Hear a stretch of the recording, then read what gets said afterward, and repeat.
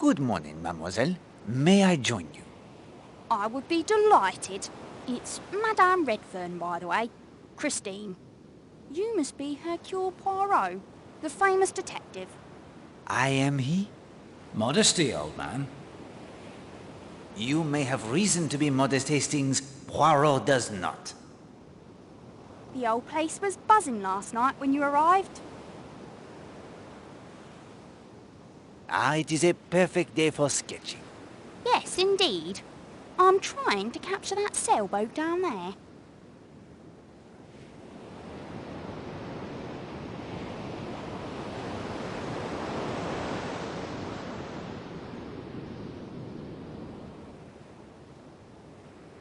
I see it. The man at the tiller seems quite good. That's Horace Black. He's a guest here. He splits his time mainly between the bay and the bar. A red sail is unusual, is it not? Yes, quite. What brings you to the Smuggler's Rest Hotel? I'm here with my husband, Patrick. Damn! Hastings! It was his idea, really. He's the outdoors type. But I burn so easily, I'm afraid. I must take care. Our time here may be cut short. Because of the evacuation, you mean? Many seaside resorts are already closed. Yes, that's mainly why I agreed to come. This could be Patrick's last chance for who knows how long. Where is your husband? That's him down there, swimming. You do not swim, Madame Redfern? No.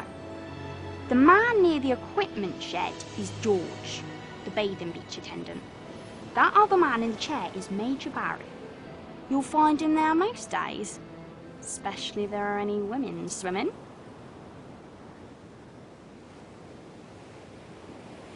Major Barry has an eye for the ladies? Definitely. Bit of a bore too. Full of stories about the army in India. That and his dogs.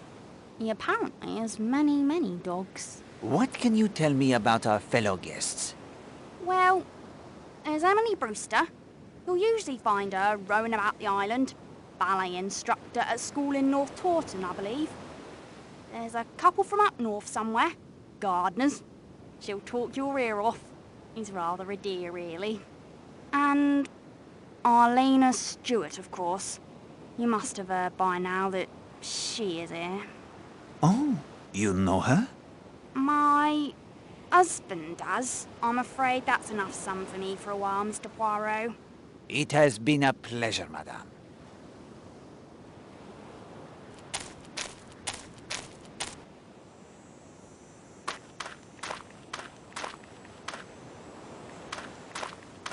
This is a useful point to measure the time it takes to reach Cutter's Cove, the spot that will be the scene of the murder.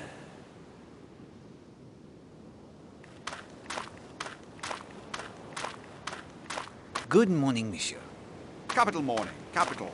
You must be that detective Johnny who arrived last night. Major Montague Barry, late of His Majesty's Army in India. It is a pleasure, Major Barry. You are on a bathing beach, but you do not bathe, Major? No, never got the taste for it. The scenery can be quite pleasant, though. Yes, it is very nice. Nice? Now? Wouldn't say that. None of the finest sex about. Good-looking fillies, some of them. Where are they all, I wonder? Have you been at the hotel long? Couple of weeks. One last hurrah, you might say, before Fritz arrives on our doorstep. Yes, they are coming very soon now, I think. Bombs first, of course, soften us up, or so they think. Not like India. I was there for the start of the Third Afghan War. Now that was war with some honor to it. Those days you could see a man's eyes go dull as you killed him. How did you come to Seatrift Island? I show my dogs over in Dartmouth twice a year. Train 'em, you see. Always told myself I'd stay here once when I got my chance. Are your dogs here? At the hotel? Not likely. They're safe at some kennels I found near Exmoor. Had to get them out of London, you see. Wouldn't have stood the bombing, poor beasts. Do you know anything of the history of this place? Not much. Heard some rot about Roman orgies way back when. Then some monks decided this would be a wonderful place to make brandy. There's that smuggler Tom Cutter, of course, gave his name to a cove here on the island. Supposed to still haunt the pub. That's about it. Any impressions of our fellow guests? That actress is a fine specimen, no denying. The Redfern lass is not bad, but a bit too pale for my taste. I like 'em with a bit of colour. Miss Darnley, the dressmaker, she's quite attractive in her own way, too. Enjoy the scenery, Major Barry. I will, when it arrives. Morning, sir. I'm afraid the rowboat is out, but I could set you up with a nice rubber float. No, thank you. Poirot does not float. Oh, no worries, sir. A bit of exercise would soon help that. I see no cause for amusement. You are the beach tender? That's right, sir. I keep an eye on the equipment, look after the grounds, the tennis court, and so on as well. Do you enjoy your job? It's all right. Not much for excitement, and the new manager's ever so strict. Henry the barman, though, he's my mate. Henry makes an excellent cocktail. He makes a superb planter's punch, direct from the Caribbean it is. Are you from this area? Born and raised in Lethercombe Bay. You must know many interesting stories of the area. You mean Tom Cutter, the ghost, the treasure? Mr. Gardner was quizzing me about old Tom just the other day. Some will tell you it's just stories, but I saw him a few weeks back, white and glistening in the moonlight like he'd risen from the sea. He was drowned? Yes, sir. Some rival done him in. You'll hear other accounts, but that's my belief. How do you know the figure you saw was a ghost? Well, he disappeared into thin air, didn't he? Where did you see him? Outside the Smuggler's End pub well after midnight. He passed inside. I'd had my share of liquid courage, so I follows him. Down into the cellar he goes, so down I go. And what do you think? He was helping himself to a tankard of grog? Grog? What is grog, Hastings? Shh! No! Vanished into thin air. Ghosts do that. How long have you worked here? Almost 10 years now, but that's all coming to an end. Why is that? Got my papers, didn't I? Reporting for duty next week. Navy frogman, that's what I'm going to be. I will leave you to your duties.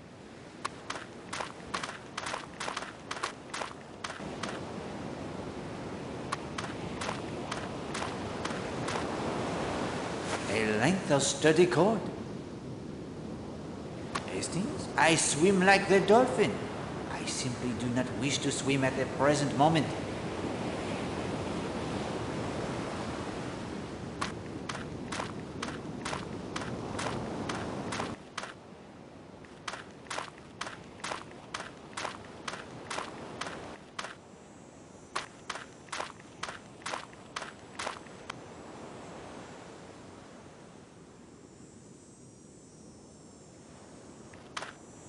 This is a useful point to measure the time it takes to reach Cutter's Cove, the spot that will be the scene of the murder.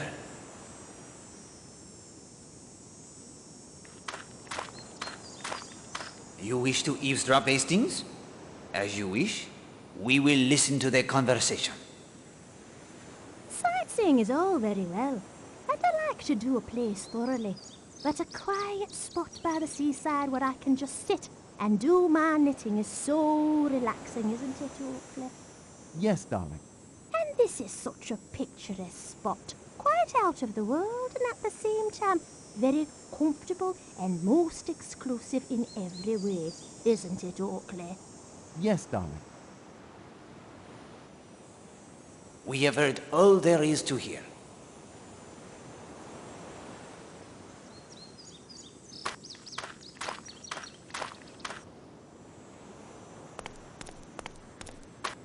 Bonjour, madame. Bonjour, monsieur. I hope I do not disturb you. Why, of course not. He's not disturbing us, is he, Oakley? No, darling. You must be our newest addition. Mr. Hercule Poirot, the famous detective. You recall me telling you he would be joining us, Oakley? Yes, darling. I am Mrs. Carrie Gardner. This is my husband, Oakley. Very pleased to make your acquaintances. Are you enjoying your stay on the island? Very much. It's so peaceful and relaxing. So far from the cares of the world, isn't it, Oakley? Yes, darling. This is an interesting spot. Yes, isn't it? Not as much wind, I think, as the terrace above the bathing beach or over at Sanctuary Cove. Oh, look, Oakley. There goes Miss Brewster again. Can't think where she gets her energy. What business are you in, Monsieur Gardner? Oakley is retired, Mr. Poirot. He was manager and owner of the Lake District's best-known theatre company. These days I travel and indulge my passion for collecting rare coins. Enough of that. I'm sure Mr. Poirot isn't interested in old coins. Our fellow guests seem most charming. You think so? Some are, of course. Others, well, I wouldn't like to say, but I was telling Oakley just last evening that Stewart woman is paying quite too much attention to Mr. Redfern, wasn't I, Oakley? Of course, having run a theatre, I'm well aware that actors aren't like us. They have different standards. Lower standards. Yes, darling. And you should have seen Mr. Marshall and Miss Darnley laughing and joking yesterday. Everyone thought they'd just met, but apparently they are old friends. I will leave you now.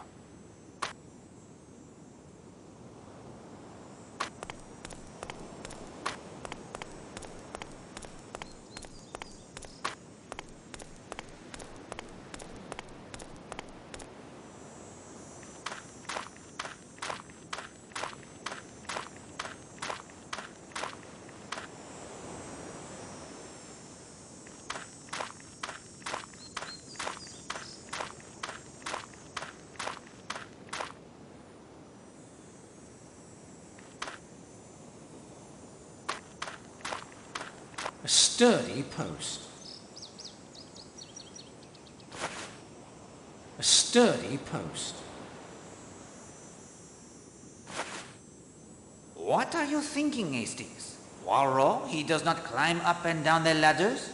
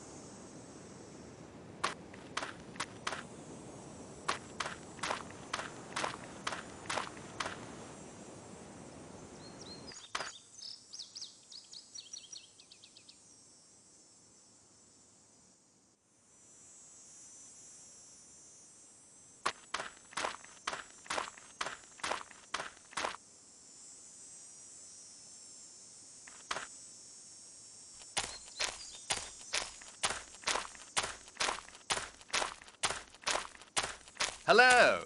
You haven't seen a tennis ball in the grass, have you? I had a lob go spectacularly astray. No, monsieur. I am sorry. You wouldn't be Hercule Poirot by any chance, would you? I am Poirot. Monsieur? Kenneth Marshall. That was my wife, Arlena. She is very charming, Madame Marshall. Hastings, if you embarrass me, we will cease the investigation at once. My apologies, Poirot. I'll try to remember who I am. Listen, Poirot. This is a bit of luck finding you here. Something rather distressing has happened. Since our arrival here on Monday, Arlena has received two, what I can only describe as threatening notes. Do you have the notes? Well, yes, here they are.